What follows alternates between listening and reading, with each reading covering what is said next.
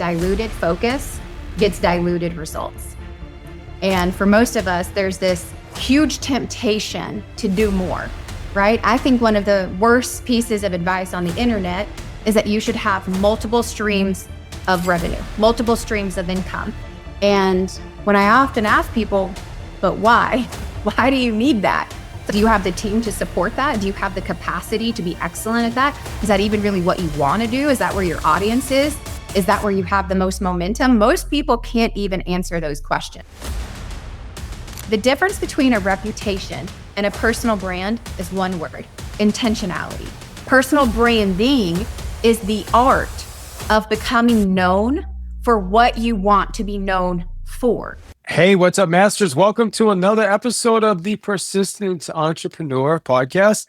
Today, we're with AJ Vaden. I hope I said the Vaden right. How are you today? I'm doing great. I'm glad to be here. Yeah, thanks for having us.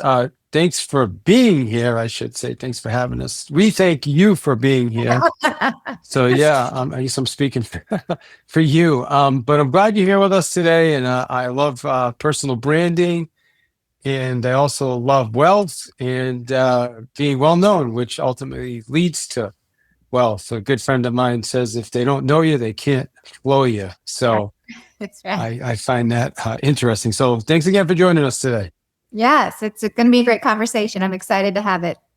Absolutely. So AJ is the CEO and co-founder of Brand Builders Group, a brand strategy firm that helps mission-driven messengers build and monetize their reputation. She's an author, keynote speaker, and host of the influential personal branding podcast with clients ranging from New York Times bestselling authors to 8-figure entrepreneurs. So again, appreciate you joining us. Tell us why or what caused you to jump into your current field with branding, and then tell us why it's so important now, especially in these times. Yeah, so I would actually say how we got into the world of personal branding was a little accidental in the respect of we didn't realize at the time that most of our business was being built by reputation.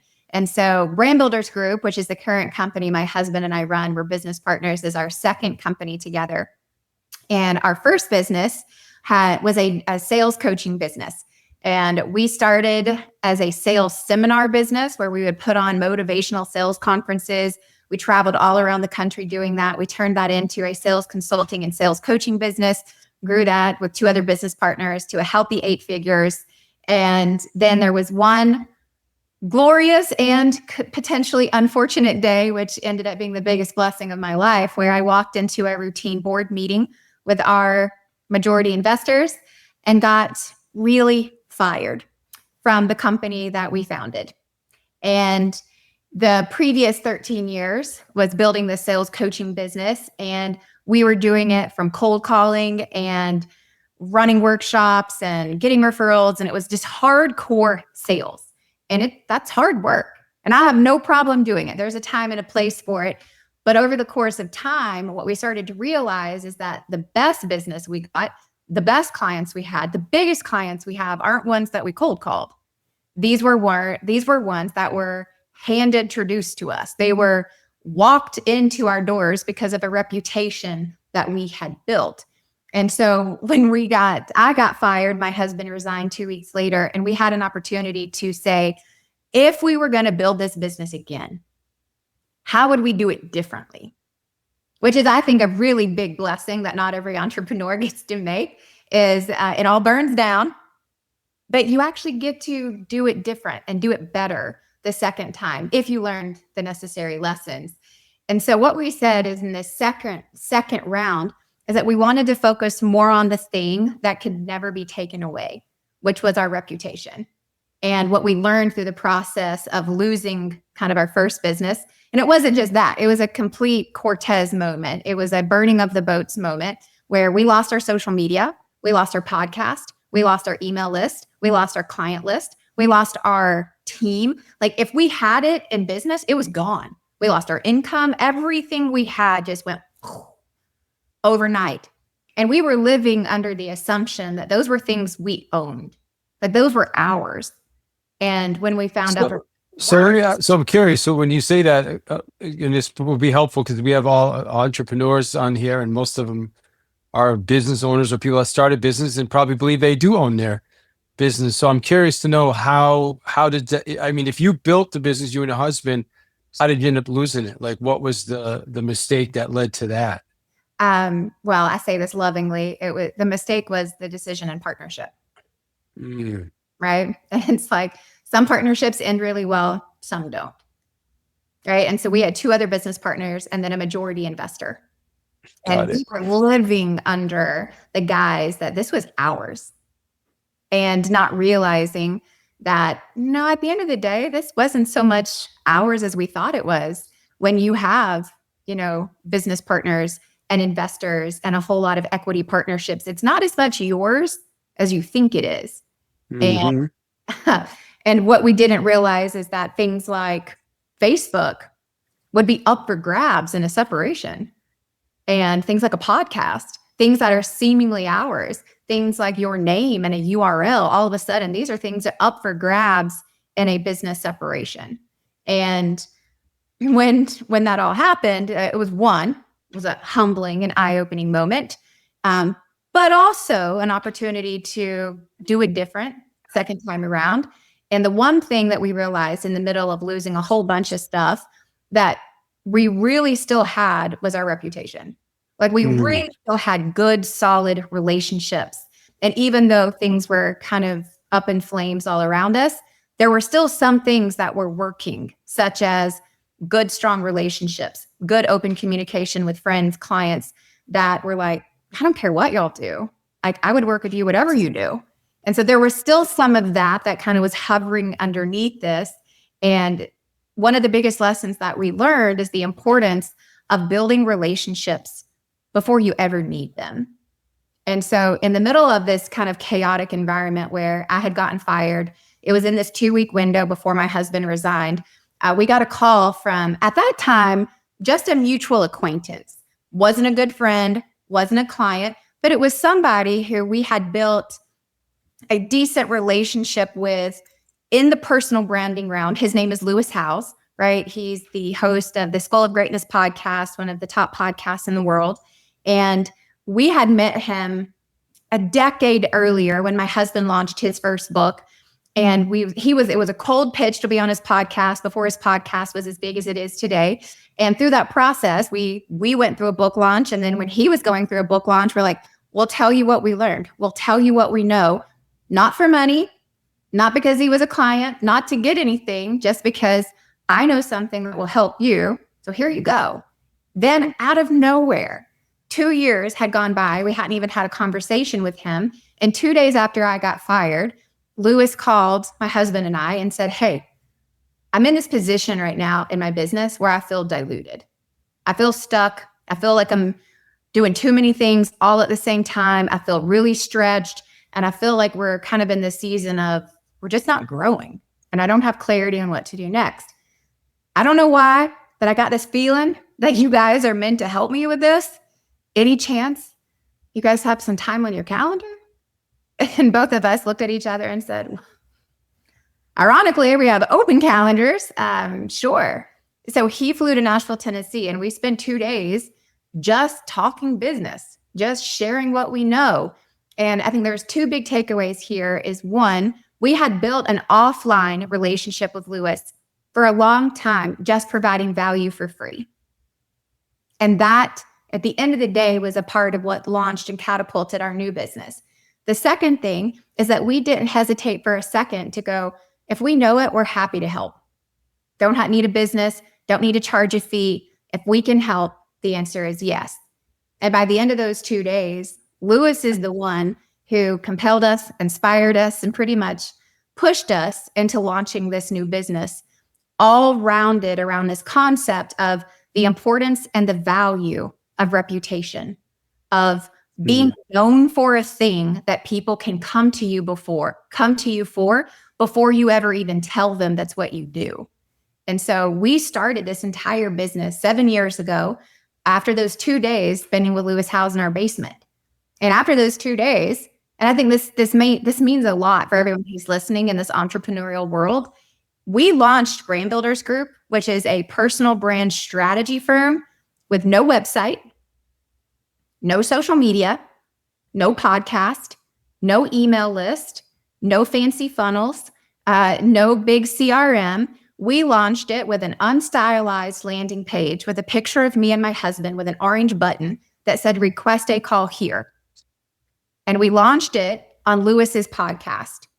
Because we had a trusted offline relationship with Lewis, and because he had years and years of building a trusted online relationship with his audience, we were able to launch our business on a single podcast that then resulted in 1,000 calls being requested on our very unstylized landing page.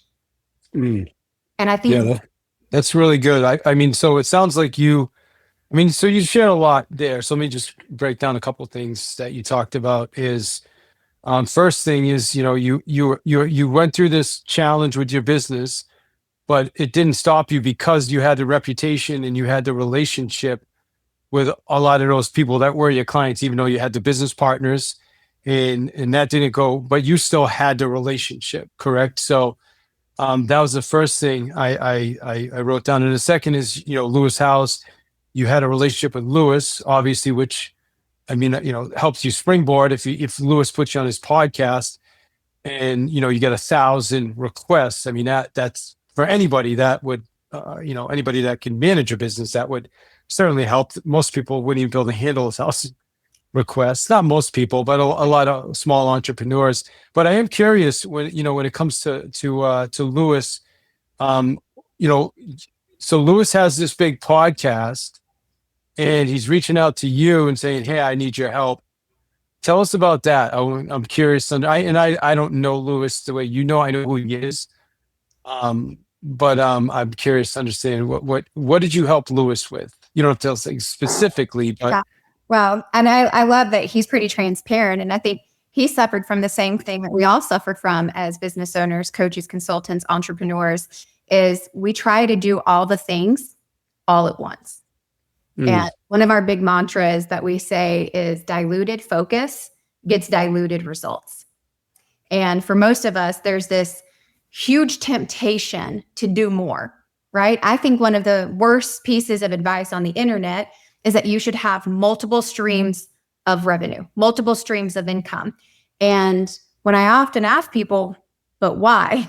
Why do you need that? It's like, do you have the team to support that? Do you have the capacity to be excellent at that? Is that even really what you want to do? Is that where your audience is? Is that where you have the most momentum? Most people can't even answer those questions. But we get this advice of, hey, you need to have multiple, streams of revenue. You need to have diversified portfolios. You need to have this. You need to have this. But they don't really know why. And for most small business owners, they're barely keeping up with the main thing that they have.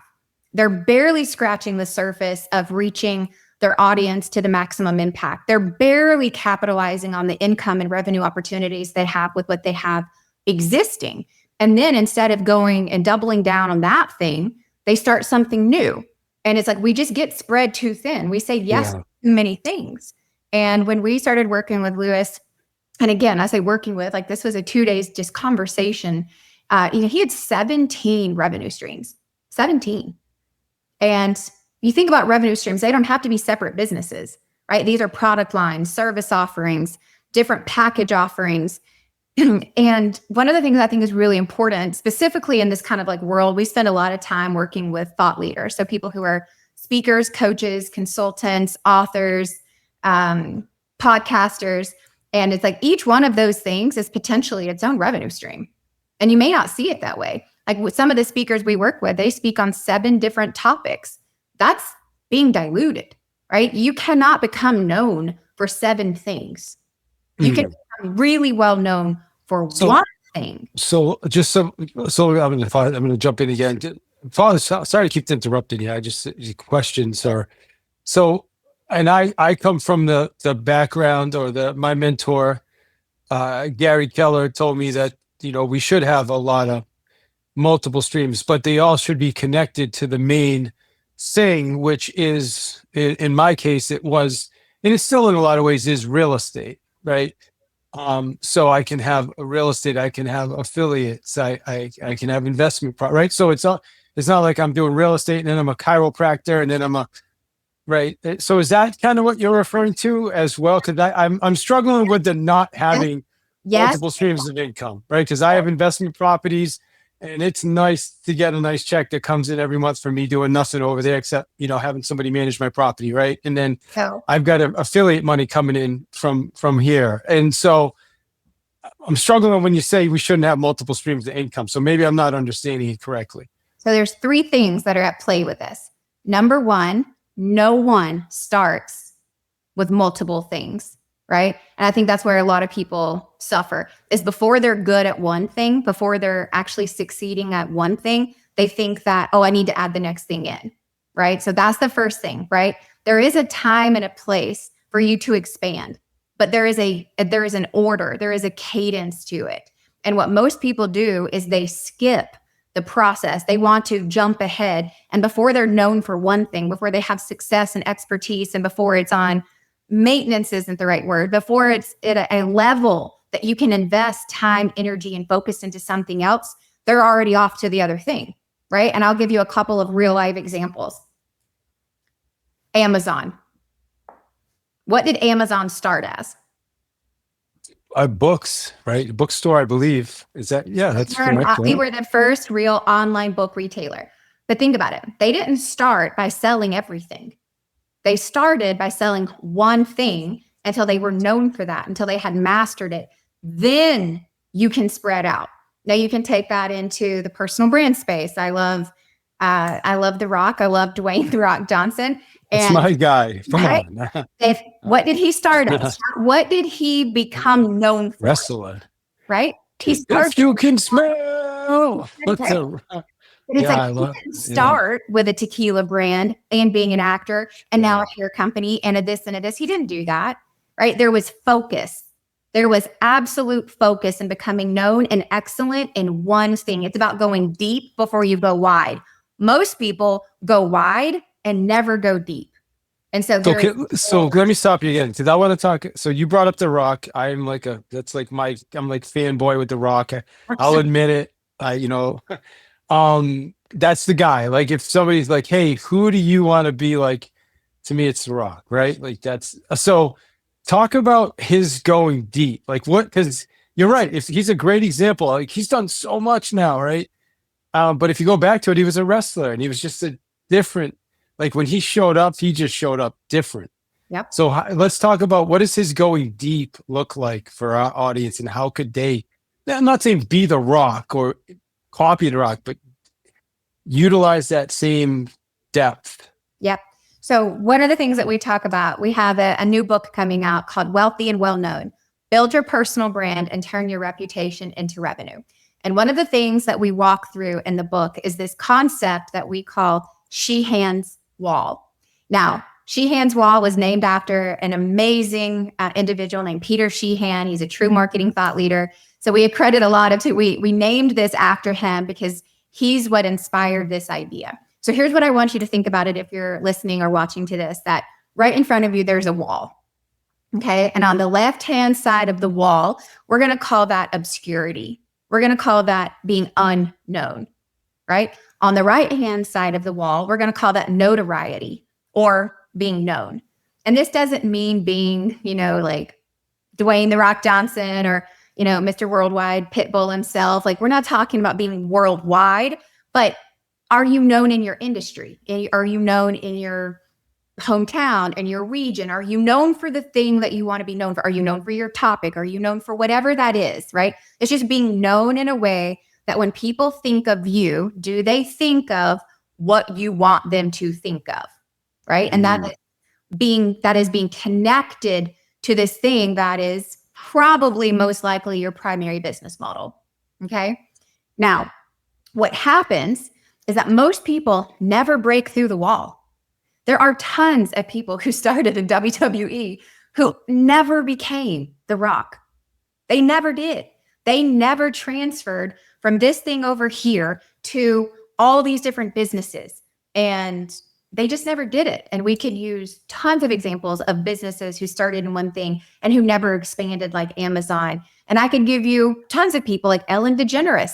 She broke through the wall as a comedian. Oprah Winfrey, she broke through the wall as being a news reporter. Gary Fee, he broke through the wall doing wine reviews, right? It's like he started as a marketer, right? That's what he became. That's not where he started.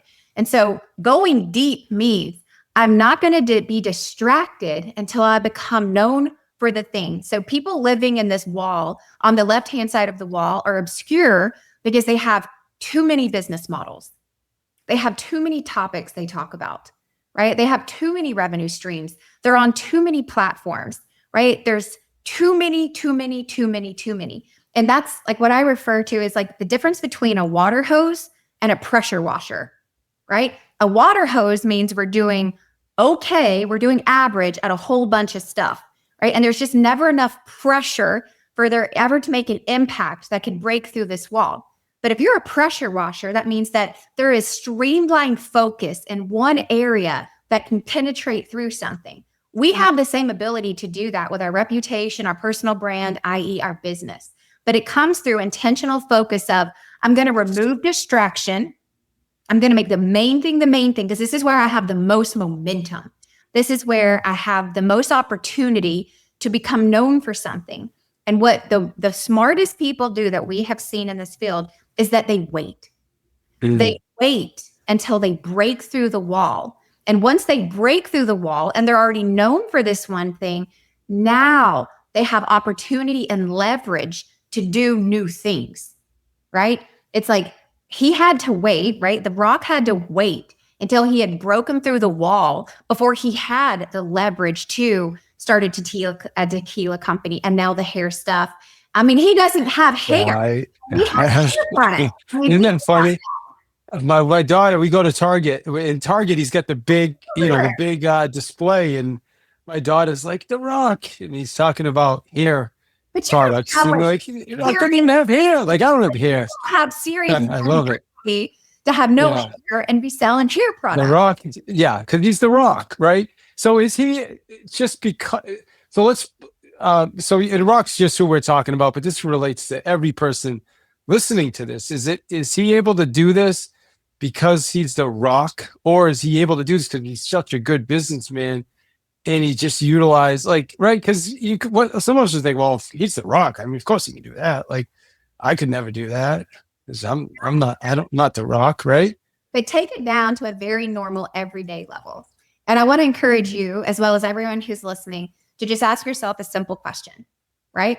Just ask yourself, if I wanted to go to the newest, hottest restaurant in town tonight, who would I call to figure out who that was? Who would I call? Like, who knows the place to go, right?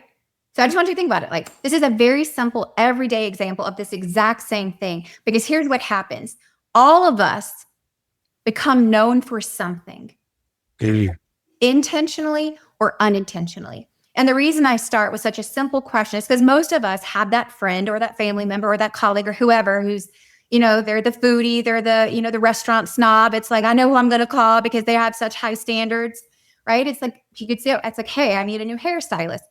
Who am I going to call? Like, most of us do not go to Google and type in best hairstylist, Nashville, Tennessee, right? I don't go in and go hottest new restaurant, Nashville, Tennessee. It's like, no, I'm going to call a friend who to me is known for being the foodie, being the stylist, knowing the best doctor, knowing whatever. And I think that's the point here is we are all becoming known for something.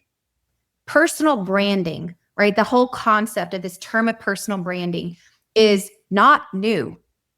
The terminology is new, but the concept of reputation is not new. We all have a reputation, and thus we all have a personal brand. The difference between a reputation and a personal brand is one word: intentionality. And personal branding is the art of becoming known for what you want to be known for. And so what I think The Rock, as well as Jeff Bezos, Steve Jobs, Oprah Winfrey, Ellen DeGeneres, Brene Brown, and 100 other examples I could give you, Dave Ramsey, Gary Vee, the list goes on. And what they have been amazing at is focus.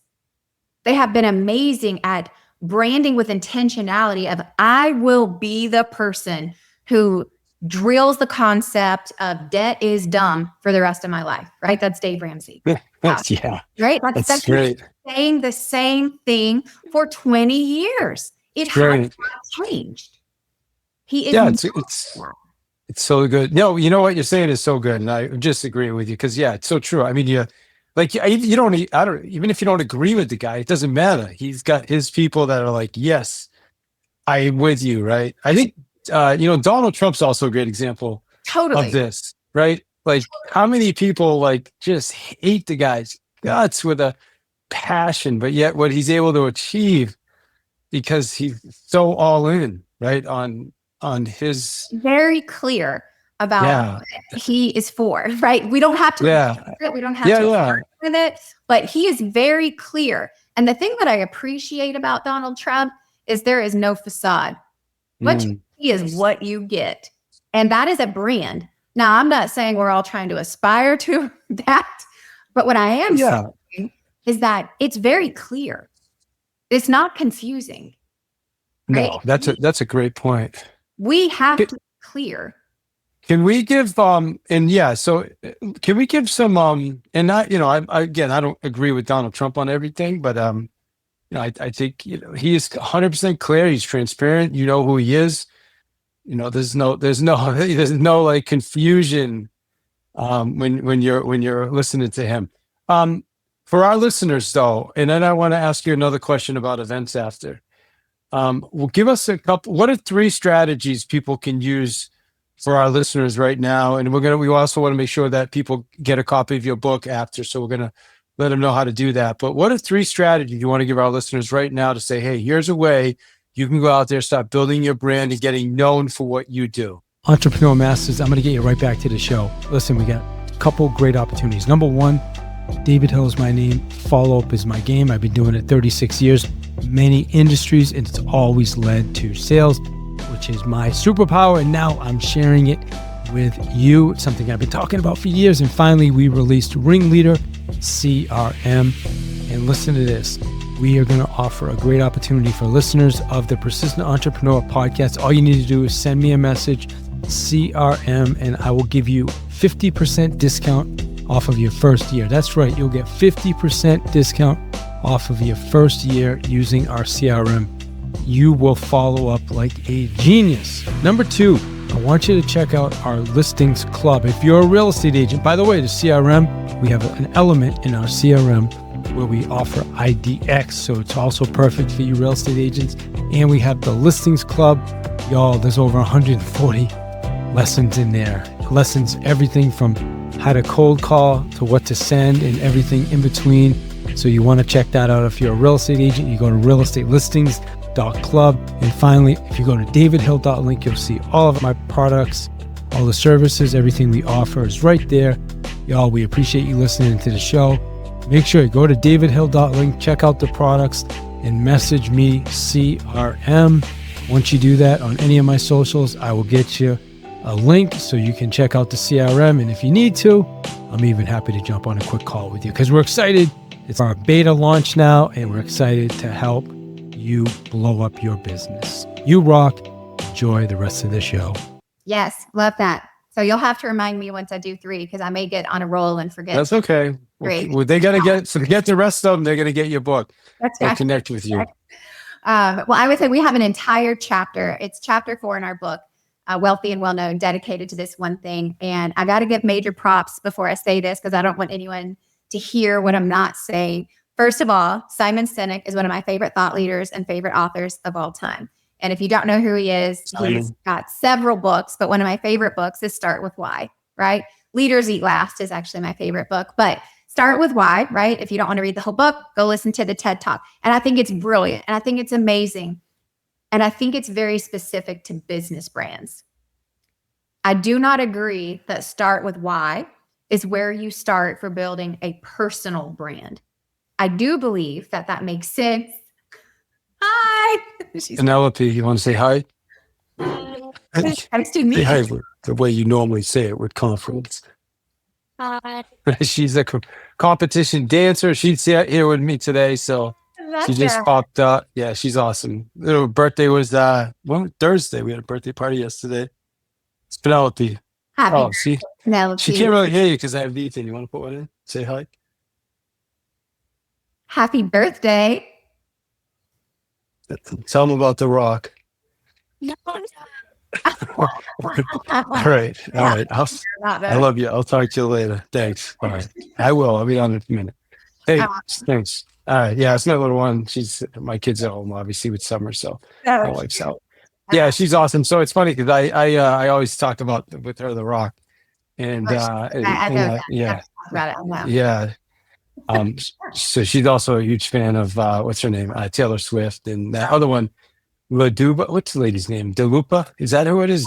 Dua Lipa. Dua Lipa. Yeah, I can't. Dua Lipa. Yeah. So I'm like, yeah, if you're gonna look, if you want to be like, look up to them. I'm fine if you want to be like that at that level. Taylor Swift knows right? Work it, right? Amen. Sorry I interrupted you, but she came up and. So I was thinking it's like Simon Sinek start with why, and I think that's very unique and very specific for business brands. But that is not what we suggest for starting a personal brand. For building your personal brand, it's not start with why. It's actually start with who, right? Which is ironic. You mentioned Dua Lipa and Taylor Swift and The Rock. They know their who. It's why they're so successful. They are so tapped in to the person that they appeal to that it's like a magnet, right? And that's one of the things that we talk about is you want to learn how to be a magnet to your core target audience, to your avatar, not a megaphone, right? You've got to be a magnet. And what we believe is that the best way to build your personal brand is for you to be extraordinarily, intimately acquainted with the who that you're supposed to serve in your business. And most of us spend too much time thinking about pricing packages, the way that we have things oriented, what's included, where do we go? And we skip the most important step. And I'm not talking about doing one of those checklist exercises or fill in the blank things. That's like, what are the psychographics and demographics?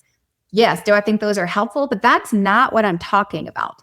And if you're listening and you're going, yeah, I've done that before. And it's like, well, if your business isn't thriving, I challenge that you haven't done it right. Because what I know is that when you know exactly who your who is, you don't have to ask questions such as, what do they want from me? You already know. You don't have to ask the question, where do I find them? You already know. You don't have to ask the question, can they afford this? You already know.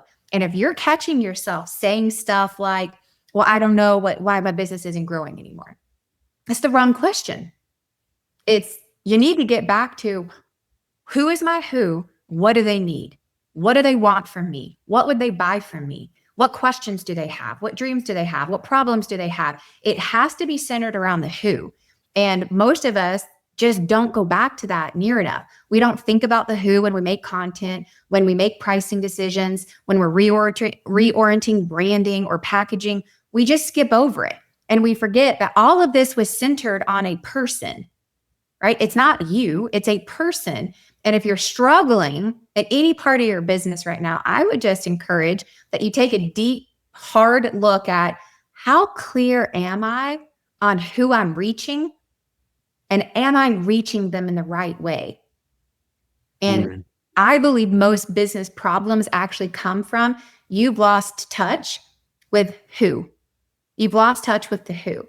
And if you're sitting here going, I don't even know who my who is, then I'll give you one, kind of expert advanced tip. The who that you are best and most well positioned to serve is the person that you used to be. See, that's good. Right? And we say that all the time. It's like you are most powerfully positioned to serve the person that you once were because you know them the best. Right? You know what it was like to be in their shoes. You know what it's like to go through those hard times. You know what it's like for these struggles. But most importantly, you know how to help them overcome it because that's what you do now. Right? It's like part of this is it's realizing that a lot of our purpose in life actually comes through a person. It's like every single pain that we've ever gone through is equipping and preparing us to go back and help a certain type of person, i.e., the person that we used to be. It's the deepest and most meaningful way that we can change our life. And one of the things that we talk about a lot is the best form of marketing in the world is a changed life. You change someone's life, they can't help but tell everyone they know about you. And everyone around them can't help but ask because they're like, what are you doing? Like, you're doing great. You look great. Your business is great. Like, what are you doing?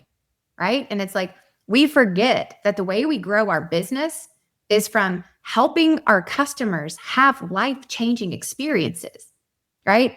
And it's like a part of that is, do we know what they need? Do we know how to help them? And I believe that is the number one thing that we've got to do. Step one in building your personal brand is you've got to have an intimate relationship with the who that you're trying to serve. That's number one. All right, amazing. All right, give us the next two, and you can give us what's up, kiddo? My little girl standing. Let me again. Yeah, give us the next two, and then I want to get into your book, and then we're going to start wrapping it up for today. Yeah. And I want people to reach out to you to get more information because this is great information that you've given us today. Thank you. Number two is you've got to identify what problem you solve. Right. So if you know who your who is, then you have to know what are you the solution to. Right. And it's a singular problem. It's not problems. This goes back to focus. Right. This goes back to the whole concept around you can be good at a lot of things. It's really hard to be great at a lot of things in the beginning. You need focus. And so what is the singular problem that you solve for your who?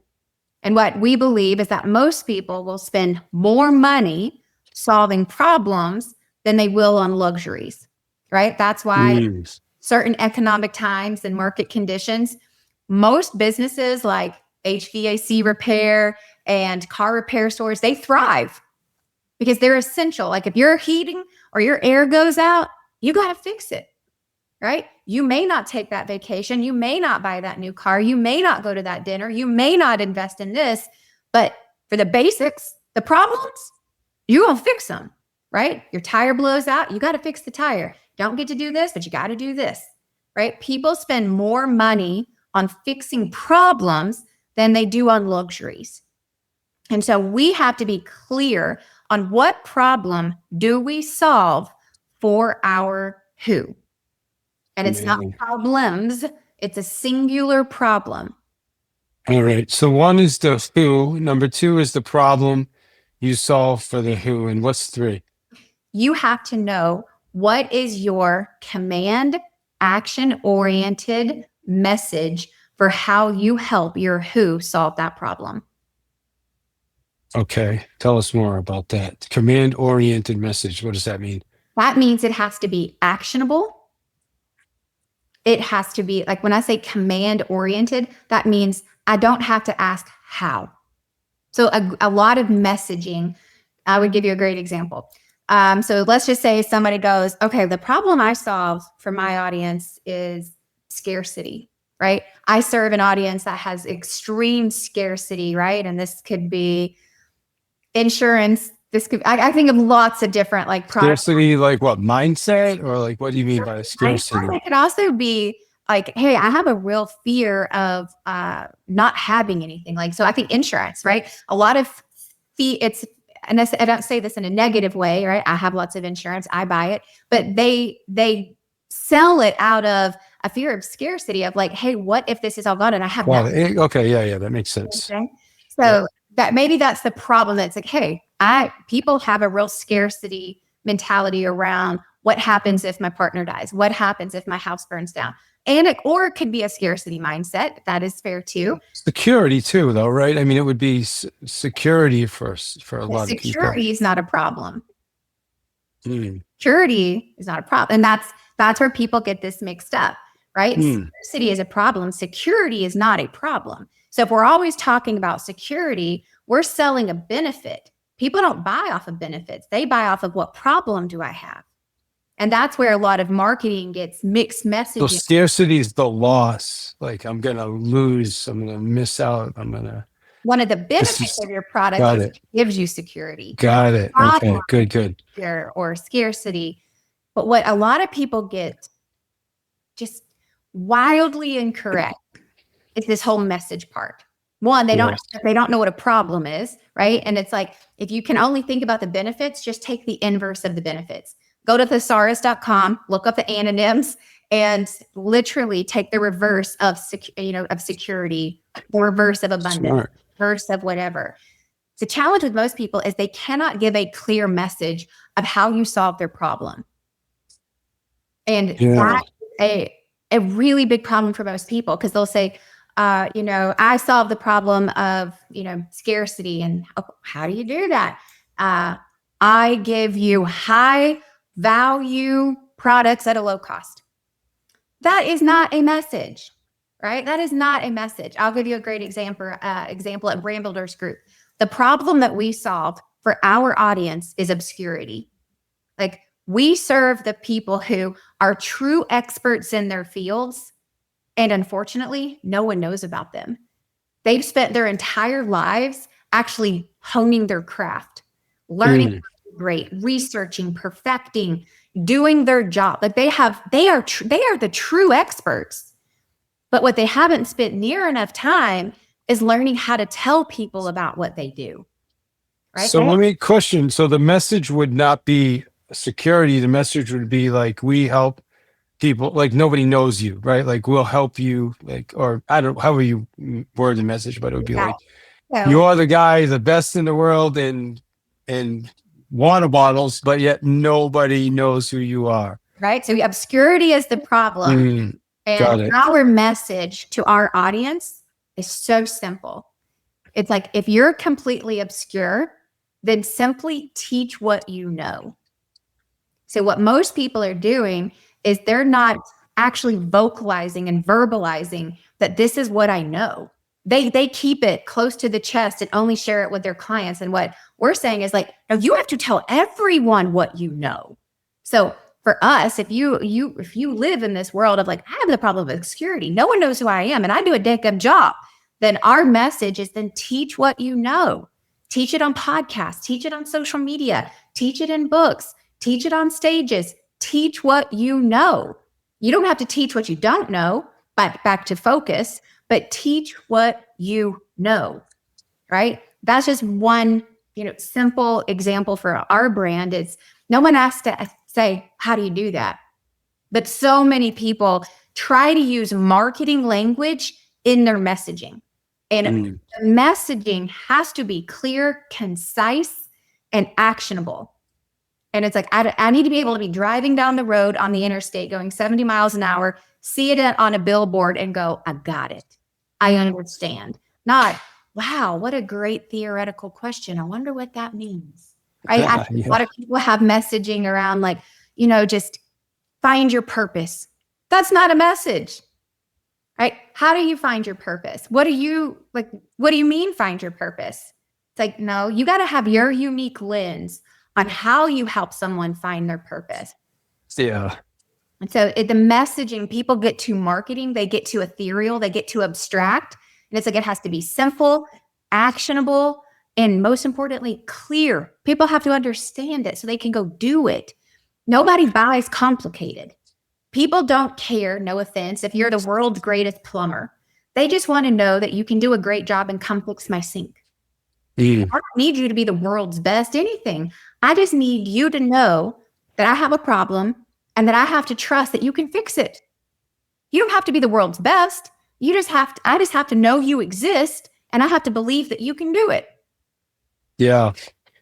Well, the $1 million question though is, there's so many plumbers. How do you stand out over all the other plumbers, right? The way that you stand out is, who are you the best plumber for? Most plumbers try to be a general plumber to anyone. But what if you were the plumber that only serviced people in this part of town, or only served this type of house, or you did this niche type of plumber, or you did it for this unique type of person? It's brilliant. Yeah, 100%. You nailed it today. I just thank you. You really did. I have this one last question I want to ask you because it's something I've always been interested in. And I remember one of the last times I saw Zig Ziglar, they had a big seminar come into town and Zig was one of, I don't know, probably 25 speakers. He was the grand finale. And you see these events all the time with all these speakers. I feel like I've done a couple of them years ago. I haven't done them in years. I did it with Jarek Robbins, Tony's son, and a bunch of other real estate guys. But I'm just curious, why you said you had that business doing 8 figures, and obviously I know what happened with the falling out, but why did you not go back into that business? Why did you go away from it? Is it something that you're going to go back into again in the future? I'm just curious because it's something I'm very interested in. Yeah, and I bet one of those last conferences you saw Zig at was the Get Motivated series. I think it was, yeah, in Hartford. Yeah, Zig was awesome. It wasn't quite the same Zig, but yeah, it was still, Yeah, we probably saw him around that same time. And we're good friends with the Ziglers. And I'll tell you one of the reasons that we made a very designated shift in our business when we got the opportunity to restart is that in the prior 13 years up to me getting fired was a very B2B business heavy environment. So even though we worked with individuals, it was still on the behalf of a company. And what we found is that most trust lies within people brands, not business brands. And we started to see this edge in the market, this shift where there was a loss of trust in corporate brands, but an increase of trust in personal brands. And personally, think about ourselves. It's like most of it's, I don't have a relationship with a company. I have a relationship with a person who works for a company. And there has been a growing decrease, a growing decline on the overarching trust of corporate brands over the last 5 years. And this isn't necessarily new. It's just growing at an exponential rate because of social media, because of YouTube, because of TikTok, because of all these platforms where every individual gets the opportunity to be their own media company. I think that's good and bad. I think it's both. I believe that social media, like anything, is a tool. It can be wielded for good. It can be wielded for evil, just like anything else in this world. I think there is great power and great responsibility in all these things. But what we started to see, and we have great statistical proof on it, we led a study in 2021 called the Trends in Personal Branding. It was the first ever national research study done on the impact and the growth of the era of the personal brand. And I think it was really important as this is a trend. It's not a fad, right? Just like social media, it's trending upward. It's not a fad, which means it's going to go away overnight. It's a trend that is growing because of the intimate environment of which people and how they're consuming content. And people do not consume corporate content. They do not consume company content. They follow a personality. They follow someone that they relate to, that they know, like, and trust, right? Just look at your social media. Who do you follow? Tell me how many corporate brands it is. I know it's less than a handful. I know it is. That's not how it works. And so we decided to go all in on the person because what we found in our personal experience is that when we worked with a person, not a company, it was passion-fueled, mission-driven, and purpose-oriented. It wasn't about top line and bottom line, and there's nothing wrong with that. But I just believe that money is a byproduct of doing a great service. And companies have lost sight of that in many regards. And I think the bigger you get, the harder it is to go, right? Are we in daily touch with our who? Are we remembering why we got into this business? Are we living out this mission and purpose and passion of actually helping the people that we're making products and services for? And I just saw that the more that people got involved, the more that got lost. And it was about sales and numbers and quotas and who gets to stay and who has to go. And as we started working with individuals in this, it was about my life's mission. It was about the calling that I have on my life. It was about, I have to do this even if I don't make money doing it. Like, I have to do this. There's something that has been put on my heart that I can't not share. And that is what drives us. And that is ultimately, we feel like we're living our life's calling today because we're helping other people's messages get out into the world. I'm muted. Your book is called Wealthy and Well-Known, Build Your Personal Brand and Turn Your Reputation into Revenue, which is coming out in July. So we want to let people know how they can get a copy of your book. Yeah, so you can go to the book's website, wealthyandwellknown.com. If you buy it through the website, it comes with a whole bunch of awesome bonuses. But of course, it's at all the retailers. You can pick it up on Amazon, Barnes & Noble, Books A Million, your favorite local retailer. You'll find it in all the normal book places, or you can also go to wealthyandwellknown.com. And if you buy it there, you get a whole bunch of awesome extra bonuses and resources. Amazing. So do this. Give me your, like we talked about a lot today, and great. I'm looking forward to going back myself, re-listening to it. But what would you say would be the one big thing you want everybody to take? If they could only walk away with one thing, what would it be? Oh, it would be really going back to that quote that we mentioned earlier. It's like, if you forget everything that's said in this interview, it's remembering that you were made for a purpose and for a person. And that if you really, really want to grow your business, change the world, have a bigger impact, make a bigger income, that it all centers around a who, and that you are always most powerfully positioned to serve the person that you once were.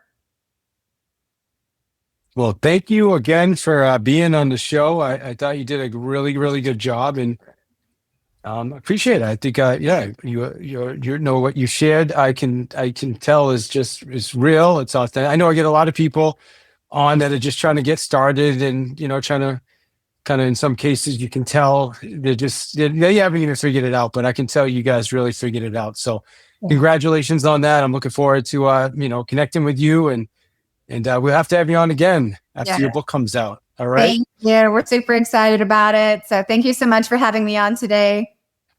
Absolutely. Thank you. Thanks again. Hey, Masters, I want to thank you for checking out the show. My friends, if you made it this far, it means you listened to the whole show. And I just want to say, listen, I so appreciate you. And hey, again, just thanks. That's all I can say. Thanks. Listen, if you love the show too, please give us a review. Give me a review. Go to Apple, iTunes, podcasts. Give me a review. It helps tremendously. It helps us get more listeners, more downloads, also better guests, which also benefits you. And here's the other thing. If you email me your review, so email it to me at david@davidihill.com, and I will read it on air for you. I just want to say, listen, again, appreciate you. Don't forget about our sponsors.